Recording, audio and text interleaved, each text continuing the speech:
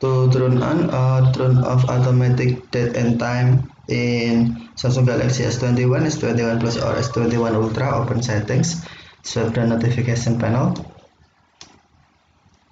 and then tap settings icon. Scroll down settings screen, find general and management, and then tap general management. Select date and time, and then to turn on automatic date and time, tap automatic date and time switch until blue, or to turn off, tap switch until black or until white. Use the date and time provided by your network. Okay, thank you for watching. Have a nice day.